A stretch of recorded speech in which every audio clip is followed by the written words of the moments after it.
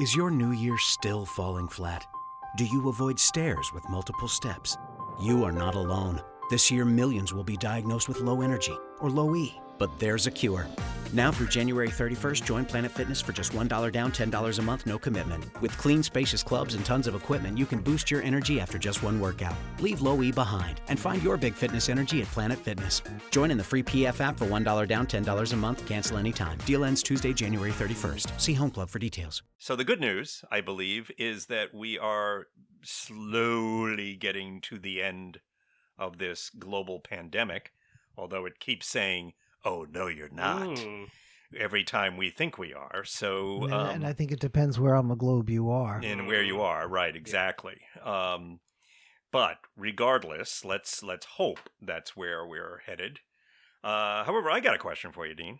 We? Okay. No, you. Just you. I'm not talking about both of us. Why would I do that? That's weird. Although we have Torrin here with us too We, see? Yeah. So okay.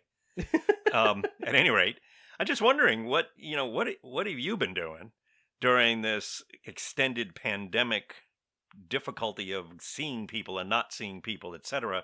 Have you been just, slovenly lying on the sofa sipping wine and things we don't want to talk about? There have been moments. Okay. Right. Fair enough. But, I don't think that's wrong to say about just about anybody. Yeah, but I think you're raising a very, important... Have you done anything to improve yourself? That's, you see, a lot of folks, I remember reading about this at the beginning of the lockdowns where, okay, we got to be inside. We can't go out. We can't do this. We can't do that. What can we do?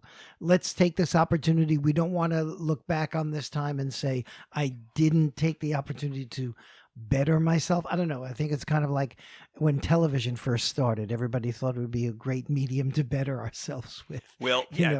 What do you mean? Are you saying it didn't? No, I don't think it did. Oh, well, but I think, I did start out with some high ideals. Well, I think, is this sort of like we did a podcast on New Year's resolutions around the globe and things like that in, I don't know, it seems like 400 years ago. About 23 years ago. Yeah, and but regardless, it's back there somewhere. You can find it.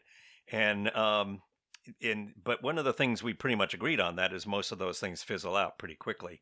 So did you have anything that you didn't fizzle out on? Well, mais oui, monsieur. Oh. I decided that I would try to brush up my French, which is... Not your Shakespeare, but your French? Not my Shakespeare, no. That's a whole other different adventure. Story. Yeah. But my French, my street French has always been adequate, but not good, not great, just enough to almost get me in trouble. And I think I've spoken in some podcasts before about some of the problems that I've had in France with my French. Yes, well, at least in Paris, In Paris, that's for sure. Yeah, right. They can be tough on you when you don't pronounce things well. So I what did. Did you do? So I've been taking French lessons again. And in fact, most recently, I had one just the other day. And once again, I was struck by so many of the cultural issues involved in English speakers learning how to speak French. Okay. And even working with my maître, my teacher, the style of learning was very much a reflection of French culture. Is that right? And the idea that there's a right way and a wrong way, and it's based on a logic that is uniquely French. And once you get the logic, then you understand where everything is going. Mm-hmm. But not being the French speaker, I don't have that logic. And not being a French national, I don't have that logic. So it's very hard for me to imagine what that would be until I'm told it. And then the clouds start to part. You can make some sort of sense of it. And then I can make some sense of it. Okay. And I was struck by the fact that this whole process is reflective of some very unique aspects of French culture, which I think we should talk about. Well, I also think that can you introduce yourself on this podcast right now in French? Ah, je m'appelle Dean. Je m'appelle Dean Foster. Je suis heureux Okay. d'être I understood ici. that. That's Yeah, I scary. understood that too. Yeah, I know. Yeah, I know. It's all right. Well, can you introduce me? No, I think it's best that you introduce Okay. yourself. I'm not doing it in And French. this is Tom Peterson. Thank you very much. Thank you. And Torrin again is with us in studio for this podcast. Oui, merci. And there you go. Look at you over there. Take that beret off first of all. Okay.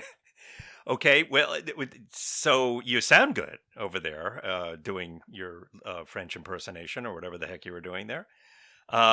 It's something that is.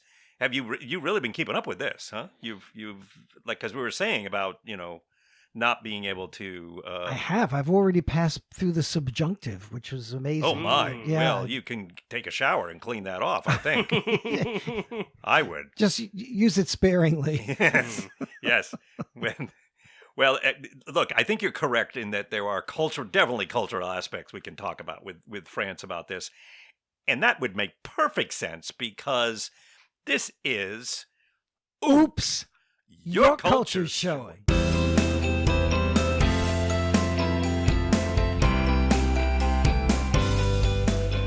All right, France. I love France. And it's marvelous. Yeah. The culture is phenomenal in many, many ways. Patisserie, boulangerie. That's what I remember when I'm in France. Well, That's what I go to first. Well, you have your priorities right, don't you? Pan au chocolat. Le joie de vivre, the way of life. I could see you, Tom, as a flaneur, a boulevardier, someone who's the man about town, strolling the streets of Paris, looking to get himself in sophisticated trouble. I've actually done that. So, because I had no idea what I was talking about, but I was trying to do it. Sure.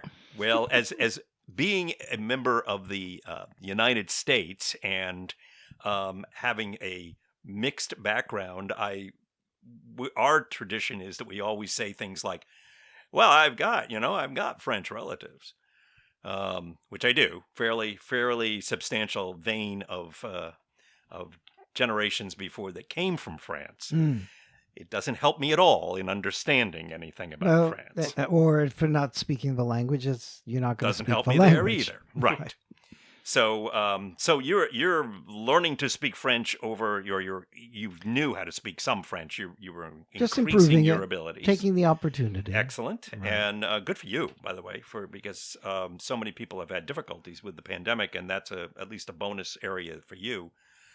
So talk to me a little bit about France and the different things that have influenced it and why it's such a remarkable culture over the years. It is remarkable, and like all major cultures, certainly, there have been aspects of French culture that have influenced significant portions of the world. Yeah, and if you one of the aspects of French culture that I think the French are very proud of is the Enlightenment tradition, which they believe they created. And one of the great gifts that French culture was given to the world.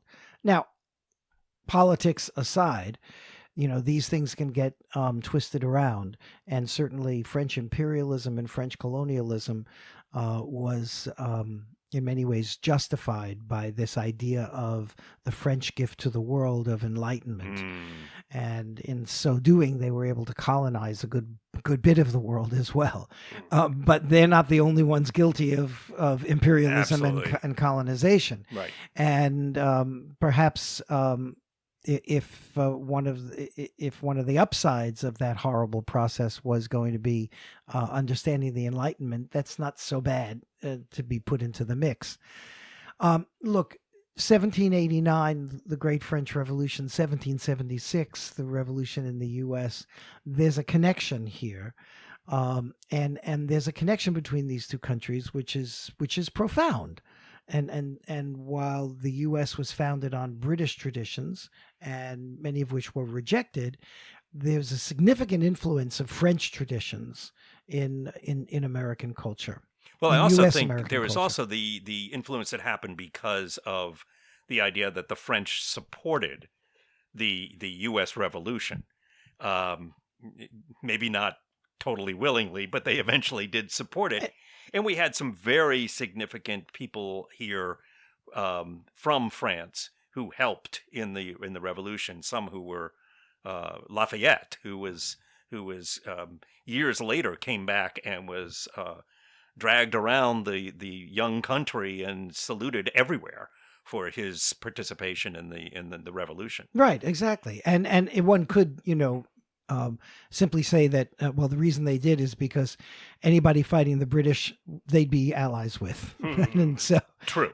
That in a way, that and is in- exactly and what happens. it's in Yeah. a way that's a simplistic analysis, but there's some truth to it. But yeah, and so how does that manifest itself today? What do we Right. get? So, I think it's often a double-edged sword. There's this aspect of admiring this tradition, this Enlightenment tradition in the French, but not really understanding it. Mhm. And I think it's important, certainly if you're traveling to France, if you are doing business with the French, to recognize what is it that is that makes the Enlightenment tradition so important to understand. Okay. Because it's going to affect how you negotiate with the French, how you make proposals to the French, how the French, how you react to their reaction to you. And I guess what I'm talking about is this aspect of the rational mind. Mm-hmm. And it goes back before the Enlightenment. It goes back to the philosophical traditions that in France began with Descartes. And I hope, people aren't snoozing out on this because I get all excited when I talk about this stuff. I can see that. I'm a little nervous, actually. What did Descartes say? Je pense donc je suis. René. René. I think, therefore I am. There you go. So part of the Enlightenment tradition was that we can use our rational mind to logically solve our human problems. Okay, I think we've lost that one in recent years.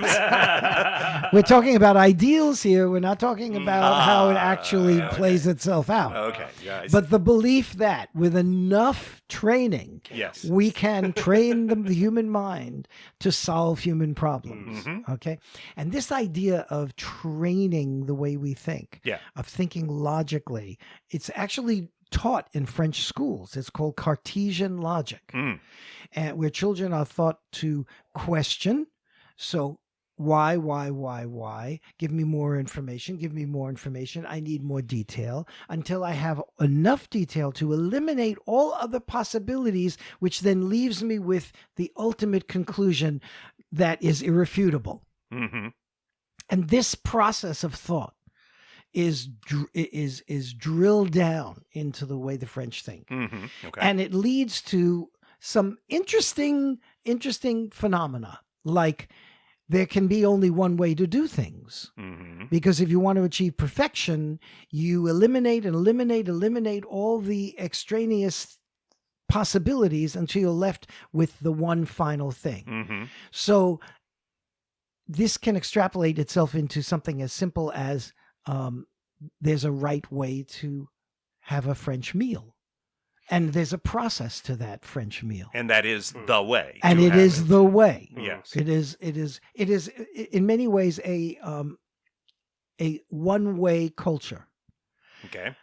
Now, this doesn't mean that the French won't admit that there may be other possibilities to doing things beyond the conclusion that they've finally gotten to. But it takes a lot of information and a lot of processing to get to an alternate conclusion from the one they already have. So you better come prepared. You better be prepared. Yeah. And you better be prepared with details and minutia and the whole encyclopedia, because you're going to be questioned. And the questioning process is a way of eliminating the things that that are incorrect so that you are then left with the things that are correct. So let me see if I can pick up on what you're saying. If we go to, it's not so much that they're saying there aren't other paths to follow. It's just that the purpose of following those paths is to eventually eliminate them if possible, so you can find the one path that is the right path. That is logically perfect. Okay. Right. And I can certainly see how that would clash with, my own nationality is from the United States, so that culture, for us, it's like, how many ways can we figure out to do this? Precisely. So it reorders your priorities. Yeah. So La Manche, the English Channel, Yeah. but only the British side calls it the English Channel. In France, it's called La Manche, right? But the sleeve. Mm-hmm. But that water separates two different mindsets. Mm. And what you have in the French mind is this drive to logically find a perfect way of thinking, which will then eliminate all other ways. So you're left with the one final conclusion. Mm-hmm. That's deductive thought, Right. which requires a lot of analysis, a lot of detail, so that you can eliminate most of it and you're left with the one true thing. On the other side of the channel, Mm-hmm. you have a different set of priorities, which is, I don't need to go through this rational process, Mm-hmm. or I don't need to create a deductive process of thought in order to come up with solutions to the human dilemma. Mm-hmm. Things as simple as experimenting, Mm. or just try it out and see. Yeah. Run it up the flagpole. Mhm. Yeah. Let's leave that crust of bread out on the windowsill, so that suddenly the next day Alexander Fleming comes back and into his British laboratory and discovers there's mold on it, Mhm. and maybe we can do something with this. Yeah. The French would never have discovered penicillin that way. Mm. They would have first had to have come up with the concept of penicillin, Mm. and then find, through rational thought, a Mhm. way of getting to that. Okay. And so what happens when these two come together? The Anglo thinking, the inductive thinker, and the Americans are Anglo thinkers. Right. The inductive thinker says the deductive thinker, the French, are in a constant state of analysis paralysis, and they're only going to tell me the things that are about the process that they're going through, and that's what they want to hear from me. And then the complaint on the French, the deductive side, about the inductive thinkers is that we make quick decisions. We try this, that, and everything else. And if it doesn't work, we'll switch around and do something else. And if there's a problem, we'll fix it. Mm-hmm. But you don't plan ahead to solve every possible problem Yeah. and never get started. Yeah. Right.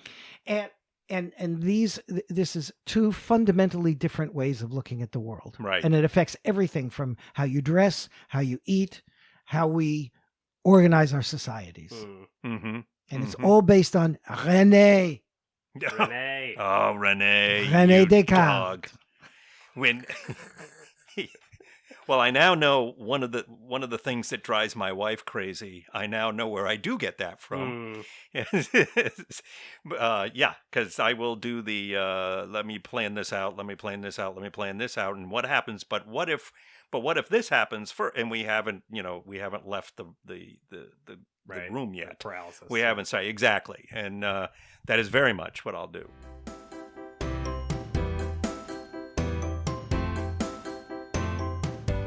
So, precedents, how we did things in the past.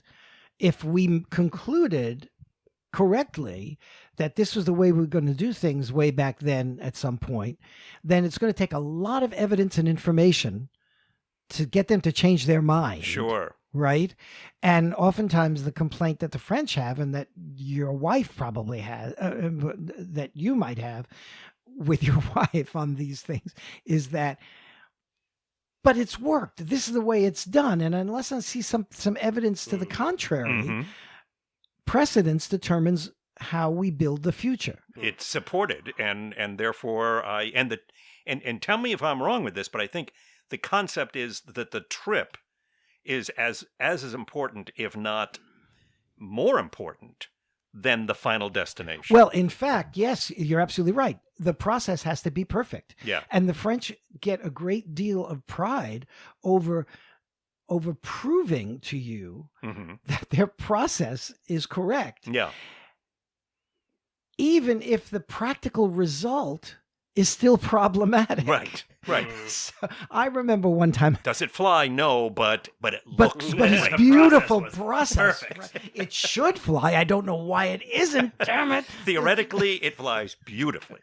Yes. There was a joke once in The Economist magazine of two French managers talking to one another, and one said to the other, he said, "Well, you know, it'll work in practice, but it will never work in theory." Throw it out. Right. I saw this happen when I was visiting my friend in France. She and her husband have this beautiful chateau in the south, and it's a 15th century moulin. It's a windmill actually. Oh, wow. And so it's a 15th century construction. Mhm. There's always things that are falling Constantly, apart. of Constantly, course. right. So I'm invited over for dinner, and I arrive, and she meets me at the door, and she says, "I'm sorry, je suis désolé." She's explaining to me that the plumbing isn't working, and they don't have any water. Okay, but we have ways to handle all situations because we French have been through it all, and we've come up with solutions for these things. Right. So, in fact, she said, I called the man, and the man's coming over, and I was present to watch this phenomenon of French deductive logic in action. So we're there. He comes to the door. The plumber comes in, and he has a ream of blueprints under his arm. And what does he do? I'm thinking in the States, when I call the plumber, he comes to the door and he says, "Okay, where's the problem?" And he goes to the sink and gets under there and fixes it. Yeah. No, this fellow, monsieur, comes in, lays the blueprints out on the dining room table, and proceeds to explain to us why the plumbing works. Oh. And he has the proof. They're right there. Right there. So it is actually working It's working. according to the blueprints. Exactly. And then Cynthia goes, And then hands his bill. Cynthia goes, understood. Beautiful. But let me show you the problem. And she takes him to the sink, and there's no water. And he goes, something's wrong. He goes back to the blueprints to find the problem. I thought this was, my mouth Perfect. just dropped. Yeah. Yeah. Mm-hmm. Yeah. So the French have developed, into a revolutionary society where, of course, in the reality of things change. New solutions have to be found. Sure. Old ones don't work anymore. So, but for the French, in order to get to that point, the pressure for change has to be extreme. And then it usually explodes and everybody comes out into the street. And we have a revolution. On the other side of a channel, we have an evolutionary culture where if things need to be adjusted, there's no precedent that says we can't do it. So just we evolve as we need to. Sure. And I just think it's remarkable that culture has this power to determine all of these human behaviors in response to almost any circumstance. Well, we've talked about the United States in relationship to its former motherland of Great Britain, and how during the Revolution or since the Revolution, we rejected so much from them. Now, the French and the Brits have, I'm going to say, been not friendly occasionally over the millennia. Now, don't make an overstatement. Well, I think I made an understatement right there. Right. And they are, so is it fair in their own cultural way to say that they are in a constant state of rejection of each other that just continues to this day. I think when it's politically advantageous to take that position, then they do, because it's a default position that they're very comfortable with. Sure. Right. If I it's don't know that as with many things culturally, I would think, I don't know that it's something that they see as an obvious thing for them from outside looking at them. It's probably a lot easier to see than for them inside it to be able to recognize in themselves. Yes, exactly. I think from the very beginning of the EU days, Mhm. and certainly when they built the channel that connected, An you know, amazing thing to have been agreed upon agreed and upon, finished. right? And even then, done with a lot of grumbling and I'm grinding sure. of teeth. I'm sure. So when it's advantageous that these two cultures that are so distinctly different, when it's advantageous that they work together, then they close their eyes and they do it. When it's not, sure, can they default back to these old positions? Yes, they do. Of course they do. Sure. Mhm. Sure. But I think that's fascinating. I mean, It is, isn't it? It is. It's because there they are, and they're not in a large area at all. If you take the country of France and you take the country of England, and you look at the two of them and you draw a circle around them, they don't make up a large space, and that the sleeve or the channel between the two is not wide, No. and in some places really pretty close. If you're a good swimmer, you can do it. and some have. Right.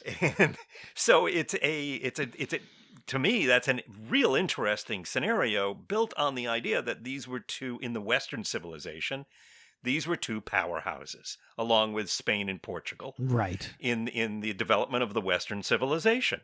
And so it was a constant arm wrestling match of really literally constant at times, 100 years at a time, with of struggle against each other.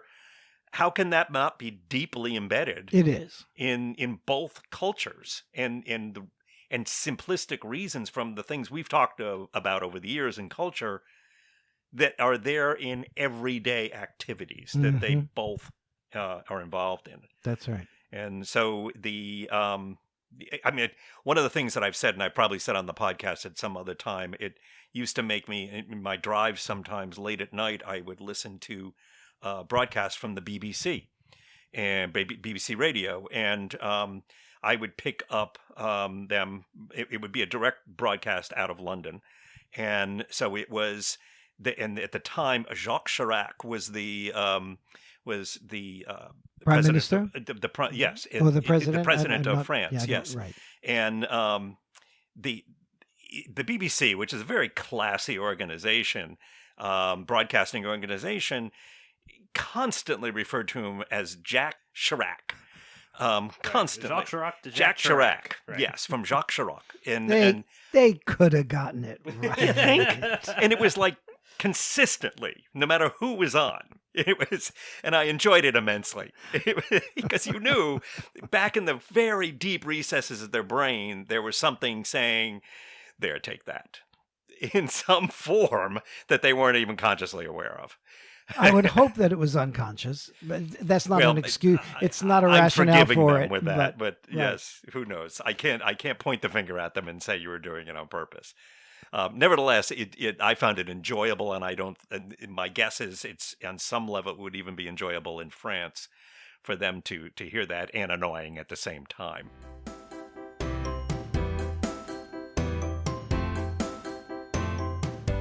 And I'm sure there's some version of that coming from the other direction. Well, the French pride in their own language, and that if you don't speak it well, let's not speak it at all. Mm-hmm. Right? Yeah. And so, most French people have some semblance, certainly in the big cities, of English, and it is a universal language of communication. And so, yeah, they can speak English with you, and will willingly do so when they hear that you're mangling their French. Now, but let me ask you this, because I've visited Paris, and I've visited the Riviera section of France down along the Mediterranean and through southern France, and I saw distinct differences in the cultures there, as in all countries. There's different regions have different regional cultures. Down in the south, around the Riviera, there was and still is a distinct language that is spoken. Well, the province of Languedoc down there is based on the idea of a different way to say yes. and Provençal. It's as simple as that. The language. They actually fought over which way to say it. So that's where Languedoc comes from. But I would say to people going to France to attempting to speak the language, as in many times you've said this about almost all countries, maybe all countries, attempting to speak the language will be beneficial to you. Except if you in France, especially in the Parisian region, if you do and you mangle it, there's a good chance they will tell you not to. And let's speak English. Yes, and that may be taken as being rude or being offensive even to you for that, and that you've been rejected. And yet, from what you're explaining, it's a logical progression of who they are. And exactly. And my experience is that if you show interest and are willing to allow your French colleague, if they want to play the role, to be your teacher, then you will learn in a French teacher-student relationship, which is in a Cartesian way of no, no, no until you get it right, which is eliminating all the wrong things until you're left with the right one. Which is intriguing because in our society in the United States, which reflects much of what the British society does as well, as you were talking about before, no, no, no would make me be quiet. And yet no, no, no is just eliminating the doing what you know is going to happen, which is to eliminate the wrong path. Exactly. And until you find the correct one. This monodirectional way of looking at the world, you see it in even in the architecture. You see it in the difference between a French garden and an English garden. For example, the two different traditions of the French garden is applying the rational mind to nature and controlling it until you grow the things the way you want them to grow. It's the way you raise children. It's the reason why you can have a dog in a restaurant in Paris, because that dog is so well trained that it's not going to act out like an American dog would if you took it into a restaurant. So you raise a child the same way. No, no, no, until they get right. The English child, the English garden, is one where the tree and the child are both allowed to flower naturally, and not to be trained and constrained into the direction that we predetermined you need to go. Because our process has said that's the best way to be. Trained and constrained. Boy, are we into rhyming couplets now? We back to Shakespeare? We are. We're back. We're bringing this all the way around. Well, I'm glad you've explained Cartesian to me, because I thought it was a well. That's what I thought it was for years. It's a well. It's a well that one falls into and never gets out of. Because, well, we know that's the wrong path. Dean, I have a quick question. So you're talking about sort of the pride in the French language in France, right? Is there a similar sense of pride, generally speaking, in France for things like French cheese, French wine, champagne, which are very globally regarded? Absolutely. Right? Okay. These are products that have been the result of a process of continuous perfection. And it results in these extraordinary, what the French would regard as extraordinary products, and many around the world agree. Yeah. And these are examples of what we can accomplish when we put our mind to the issue, to the process, to the process. So perfectionism is one of the results and one of the hallmarks of French culture. Perfectionism around everything, even something as simple as the creation of a certain kind of drink that comes from grapes. And this idea of perfectionism in everything. If you get you wake up in the morning and you have to get dressed, we all have to get dressed. But why just get dressed if you can make it as perfect as you can? Mm-hmm. So this idea of style and art and joie de vivre and the way we do things is as important and maybe even more important than what we do. Mm-hmm. Mm-hmm. This is all based on Cartesian thought. Mm. Interesting. And certainly something that you better pay attention to if you're going to deal with the French, whether you're just traveling there. And remember when we could travel there? Yeah. Remember that? Can we go back? Is that a thing? I think it's coming, but who knows when. Well, you know what? I think that we have done the best that you have done the best you can to introduce us to the Cartesian way of the French and what that means to us now. At least it's a good start, and I think we can go back here and look at it again and see. You've mentioned this to me privately, but because that French influence, again, as you mentioned early on, some of that was because they were, like so many of the Western civilization participants, trying to conquer the world through a period of Wasn't time. always done with the best of intentions. No, I agree. Yeah. And but they did spread these influences, as did the Brits and the Portuguese and the Spanish and others around the world. And so you get that kind of influence in many different areas, resulting in many different kind of versions of it. That's very. And I think that's another thing for us to talk about. I'd be really interested to talk about how you take a major culture and how it plays itself out in different parts of the world. Because, there's French speakers in Belgium, there's French speakers in Switzerland, there's French speakers in Canada and in the Caribbean and in Africa. And these cultures have developed with significant French influence. Yeah. And yet, each one is different. Mm-hmm. Let's talk about that. But not this time. Not now. Can we No. bring food samples and drink samples from all these? Because now I'm thinking about cheese and wine. And oh, man. And I think we should go get cheese and wine. And only right the now. best. Yeah. And only the best. Only the best. Only the Well, best. it will be the best if it's French. For right? us, sorry, listeners. We've already, Exactement. that's already You can been just hear determined. us chewing and drinking. That's right. I'm sure that's what you want to hear. And slurring eventually. Right. All right. Well, thank you, Dean Foster. Merci, monsieur. De rien.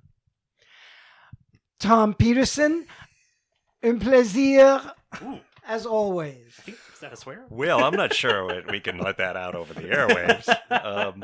So I traditionally end this in a certain way, but I'm going to ask you, do you think you could end this particular podcast by saying what I traditionally say at the very end, but in French? Are you capable of doing that? A challenge. Mais non. All right, fine. And well, mind. there you go. That kind of summed up the entire podcast right there. So, yes, I am Tom Peterson, and I'm Dean Foster. And Torn, thank you for your participation. 3N. Oh, wow. Look at you. Look at you. I took French at high school. And,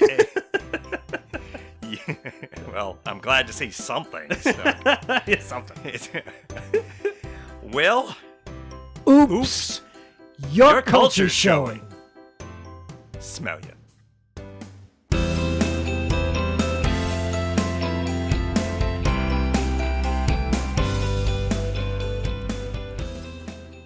Okay, listen, the way to get hold of us is oopscultureshow@gmail.com.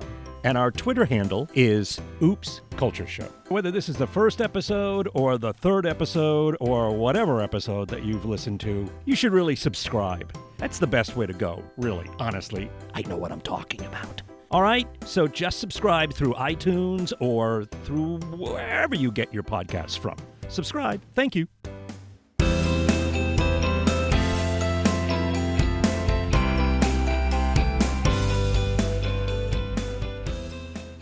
And now another no-brainer money-saving tip from Progressive. It looks like your luggage is over 50 pounds. Is there anything you can take out? Oh, yeah. Let me just toss all these $20 bills. Great. Let me grab you a trash can. Stop. Instead of throwing money away, move some clothes into a carry-on. And here's a better tip from Progressive on how not to waste money. Don't pay too much for car insurance. Drivers who switch and save could save hundreds. Progressive Casualty Insurance Company and Affiliates. Potential savings will vary.